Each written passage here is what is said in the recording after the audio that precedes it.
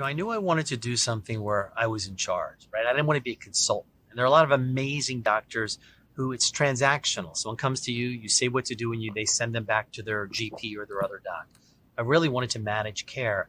And when I decided to go into cancer, there wasn't much. I still much treatment to do. So I still remember going to my head of medicine at Hopkins and saying, I'm going to go into oncology. He looked at me and goes, David, it's career suicide. It's just giving Hmm. poisons to people. Go into cardiology or pulmonary because you're smart. That's where you can really impact lives.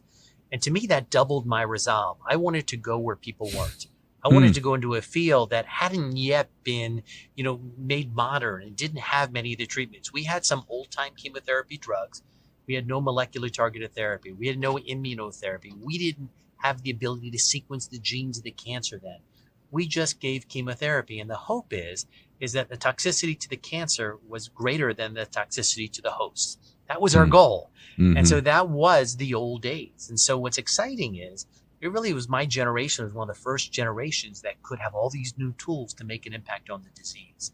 And it was a privilege. I was one of the first ever to go from Hopkins to Sloan Kettering. At Hopkins, oncology is still not part of the Department of Medicine.